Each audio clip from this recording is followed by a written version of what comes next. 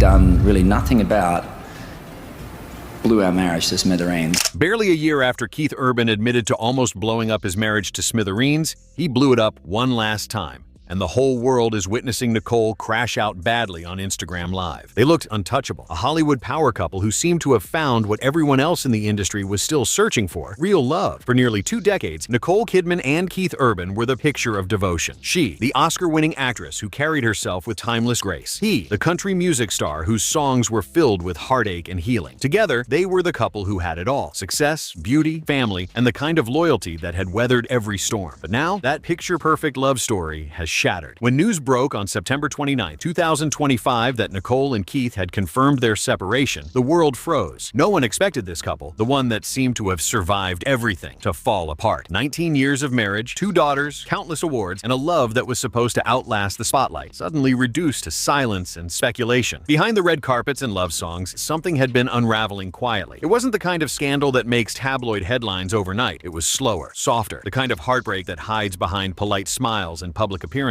People want to know what really happened. How did a marriage that once stood as proof that Hollywood love could last end in quiet heartbreak and emotional distance? To understand the collapse, we have to go back to a time before the fame and the fractures, back to where it all began. Because the answer isn't just in how they ended, it's in how they started. It all began on a January night in 2005. The air was buzzing with celebrity chatter at the G-Day USA Gala in Los Angeles, a night meant to celebrate Australian talent in Hollywood. Amid that glittering crowd, 2 people locked eyes for the very first time. Nicole Kidman, fresh from the heartbreak of her split from Tom Cruise, stood poised, radiant, and untouchable. Keith Urban, the rising country musician with a boyish smile and a southern drawl, was standing just a few feet away. For a moment, time paused. Later, Keith would admit that he was completely disarmed. He said he felt like he'd snuck into the royal ball, as if he wasn't supposed to be there at all. Nicole had this almost otherworldly glow, and he couldn't believe that she was even talking to him. What Nicole didn't know then was that from that very first conversation, Keith was already nervous, insecure, afraid that he wasn't enough for her. He kept her number for days, afraid to call, just carrying it in his pocket like a secret he didn't want to lose. That hesitation, the self-doubt mixed with admiration, would quietly define their relationship for years. From the beginning, Nicole became the one who lifted, the one who reassured, the one who steadied, and Keith became the one who felt he had something to prove. Still, when they finally connected, the chemistry was undeniable. Nicole saw in Keith something real, something grounded. After the emotional roller coaster of her marriage to Cruise, she longed for authenticity. Keith was kind, funny, and most of all, humble. By June 25, 2006, barely a year after meeting, they stood together at the altar in Sydney. Hugh Jackman sang, Russell Crowe applauded, and the press called it a fairy tale wedding. Nicole wore a Balenciaga gown. Keith serenaded her with Making Memories of Us. And for a moment, it really seemed like the start of forever. But what no one knew, what even they couldn't see yet, was that the imbalance born in that very first meeting would quietly shadow their entire marriage. Keith's vulnerability had been part of what made him so endearing, but it was also a sign of inner battles he hadn't yet faced. Just 4 months after the wedding, those old struggles, the habits he'd fought for years, came roaring back. While the world still called them newlyweds, Keith checked himself into the Betty Ford Center, entering a 90-day treatment program. Nicole didn't turn away. She organized an intervention, gathered friends, and insisted he get help. She told him that she loved him too much to lose him. Keith later called that moment salvation by love. It was the kind of devotion that the public would romanticize for years, the actress who saved the musician. But that story had another side, because every time one person plays savior, the other becomes the saved. And that dynamic, no matter how loving, rarely stays balanced forever. Still, in 2006, they believed in their fairy tale. Keith came out sober. Nicole stood by him and the world applauded. They had survived the first storm. At least that's what everyone thought. But surviving a storm doesn't mean the clouds are gone. And sometimes love that begins with rescue never learns how to rest. When Keith Urban left rehab at the end of 2006, the headlines called it a miracle. A man redeemed by love. A woman who refused to give up. Together, they became Hollywood's favorite redemption story. For a while, everything seemed calm again. Keith spoke openly about his gratitude, how Nicole's support had given him a second chance. If you want to see what love in action looks like, he said, give that a whirl. But underneath that gratitude, something else was growing. Debt. Not financial, but emotional. Keith owed his stability to Nicole's patience, her loyalty, her strength. And while he loved her deeply, he began to feel the pressure of having to live up to the woman who had saved him. For Nicole, it was different. After the chaos of her marriage to Cruise, she found purpose in being Keith's anchor. Saving him became part of how she healed herself. She poured every ounce of care and structure into their relationship. Therapy, communication, stability. It worked for a while. They smiled smiled through interviews, attended premieres hand in hand, and seemed to have rebuilt something unbreakable. In 2008, when their first daughter, Sunday Rose, was born, the media called it the ultimate Hollywood redemption. 2 years later came Faith Margaret, and the story was complete, the perfect family. But perfection is heavy. Behind the scenes, they were already learning that healing someone doesn't mean the hurt disappears. Keith's career was taking off again, fueled by his newfound sobriety. Tours, albums, press, it was non-stop. Nicole was proud, but she was also lonely. And Keith, grateful as he was, started to feel trapped by the very love that had saved him. Friends close to the couple later said that the tension wasn't loud or explosive. It was quiet, the kind of tension that builds between two people who love each other but are no longer sure how to need each other. Nicole wanted connection, time, normalcy. Keith wanted freedom to prove to himself that he could succeed without constantly being the man she fixed. The imbalance that started with a phone number in a pocket had returned, but now it was harder to see. It was disguised as devotion. Still, they kept going. Red carpets, awards shows, public smiles, because that's what love does. It pretends until it can't anymore. By 2008, as Keith performed to stadium crowds and Nicole took on emotionally demanding roles, their lives were spinning faster than ever. They were achieving everything they had dreamed of, yet somehow growing further apart. From the outside, it looked like a Hollywood miracle. On the inside, it was a delicate balancing act, one that would only get harder with time. Because when love starts as salvation, what happens when the savior begins to fall apart too? By 2008, the world had fallen in love with them, not just as stars, but as a story. Nicole Kidman, the ethereal Hollywood actress who'd endured heartbreak and found peace. Keith Urban, the reformed country musician who'd turned his pain into melody. Together, they were a symbol of what love could survive. The photos told it all, holding hands at premieres, exchanging knowing glances during awards, sharing quiet smiles that seemed to say, "We made it." To the public, they were perfect. But behind the flashbulbs, the reality was much more fragile. Keith's career had exploded. Sobriety had given him focus. Every concert, every song was a thank you to the life he almost lost. But with every success came distance. Tours stretched for months. Nights ended on different continents. Nicole, meanwhile, was rediscovering herself as an actress. Films like Rabbit Hole, The Paperboy, and Lion demanded her full emotional energy. She was earning awards again, proving that she was more than just a beautiful face. She was an artist. But there's a hidden cost to ambition, even when it's built on love. The more they achieved, the less they were together. They told interviewers that communication was their secret weapon. They FaceTimed daily, wrote letters when apart, left voicemails filled with affection. But those gestures, while heartfelt, couldn't replace what was missing: presence. At red carpet events, they stood side by side. But those who looked closely noticed something subtle. Keith's hand always reaching for hers first, Nicole's eyes darting toward cameras before they met his. The chemistry was still there, but so was the effort. Marriage, especially one under constant public gaze, requires rhythm, a push and pull that keeps both hearts in sync. But their rhythm was slowly faltering. Nicole's world revolved around film sets that demanded 14-hour days, intense emotion, and complete transformation. Keith's revolved around late-night concerts, travel, and constant adoration from fans. Both careers fed them, but also drained them. Still, they clung to the fairy tale. They showed up together, spoke lovingly of each other, and brushed off rumors as ridiculous. And maybe, at that time, they still believed it, that their love was strong enough to defy Hollywood's curse. But cracks don't always announce themselves with shouting or scandal. Sometimes they appear quietly, in the pauses between phone calls, the missed anniversaries, the exhaustion that no one talks about. And as the years rolled on, something deeper began to shift. Nicole's acting choices were becoming bolder, darker, more complex, emotionally draining. Keith was writing songs about heartbreak, redemption, and distance. If you listened closely, both were telling the same story. They were yearning for each other, but speaking from opposite sides of the same silence. Friends say that despite the smiles, both seemed lonely in their own ways. Keith drowned himself in work to stay focused. Nicole tried to find meaning in art. To the rest of the world, they were still the power couple. But power, when stretched too thin, eventually fades. By the mid-2000s, the love that once looked effortless was quietly turning into something they had to protect. And when love turns into something you must guard rather than live, it begins to suffocate. But no one outside their home could see it yet. The storm was still forming, quietly behind the spotlight. From the outside, nothing seemed wrong. Nicole was collecting awards, Keith was selling out arenas, and the tabloids praised them for being proof that Hollywood marriages can last. But those headlines were masking a slow unraveling. Keith's tours became longer. Weeks on the road turned into months. Fans saw him as energetic, smiling, and grateful. But behind that energy was fatigue and a growing sense of emotional distance. Nicole, meanwhile, was disappearing into her roles. Her performances became raw, riskier, and more psychologically demanding. Films like Destroyer, Big Little Lies, and 9 Perfect Strangers showed her diving into complex emotions, loneliness, betrayal, and power. And with each project, she seemed to dig deeper into something personal. Maybe it was art imitating life. Maybe the isolation of those roles reflected the quiet loneliness she was feeling at home. In interviews, Nicole often spoke about balance. You can't have it all, she'd say, but you can love deeply while trying. That kind of statement sounds optimistic, but it also sounds like someone convincing herself that the balance still existed. Keith would praise her publicly, calling her his North Star, his anchor, and he meant it. But that anchor was miles away more often than not. Their home became a revolving door of schedules, flights, and missed dinners. Their daughters, Sunday Rose and Faith Margaret, were growing up in two worlds, movie sets and tour buses. And while their parents tried to protect them from chaos, children always feel the silence between parents before anyone else does. By 2020, Keith and Nicole's love story had become less about passion and more about maintenance. They were holding on, but not holding each other. The irony was heartbreaking. The same ambition that had once brought them together, their shared drive, creativity, and intensity, was now the force tearing them apart. Even when they were together, their worlds felt miles apart. Keith was surrounded by thousands of fans singing along to his words. Nicole was on sets, surrounded by cameras and strangers who called her brilliant, but neither had much left to give at the end of the day. They both talked about communication, but communication without time is just noise. By the early 2020s, rumors began to resurface. Whispers that Keith was tired of being alone, that Nicole's growing emotional distance was taking its toll, but both remained silent, choosing dignity over drama. Still, silence speaks volumes. Insiders later claimed that their biggest arguments weren't about jealousy or money, but about absence. Keith wanted her home. Nicole wanted understanding. Both were right. Both were hurting. Then, in 2023, the emotional gap began to show publicly. Subtle changes in interviews, fewer joint appearances, and a noticeable tension during red carpet moments. Nothing explosive, but telling. The kind of disconnection that's invisible to the casual fan, yet impossible to hide from those who know the signs. They were still smiling, still saying the right things. But anyone who's ever been in love knows the hardest part of a breakup isn't the fight, it's the fading. And by 2023, that's exactly what was happening. Their love wasn't burning out. It was fading quietly, slowly, painfully. And as the world admired their poise, the people behind the pictures were holding on to something that was already slipping through their fingers. By early 2024, Nicole Kidman was everywhere. Critics called her fearless, unflinching, magnetic. Every performance she gave felt stripped of vanity, raw, and deeply human. But those who knew her said something different, that her art was starting to pour into her life. Her new projects weren't just emotionally demanding, they were draining. She had just finished filming a dark psychological drama that explored themes of loss, betrayal, and the slow fade of a relationship. The parallels were impossible to ignore. Even on set, people whispered that she seemed distant, lost in her own head, as if every line she delivered was drawn from something real. Keith, meanwhile, was embarking on another world tour. It should have been a triumphant chapter, packed arenas, chart-topping singles, standing ovations. But his performances started to feel heavier. Fans noticed a different tone in his lyrics, more reflective, more tired. Songs that once sounded like love letters now carried the ache of regret. In one interview, Keith said, "It's hard to write love songs when you're not around the person you love." It was brushed off as a joke, but to those listening carefully, it sounded like confession. Behind closed doors, communication had become mechanical. They still called each other, but the warmth was gone. Their conversations were more about logistics, kids, schedules, flights, than connection. The laughter that once filled their house had turned into silence that echoed.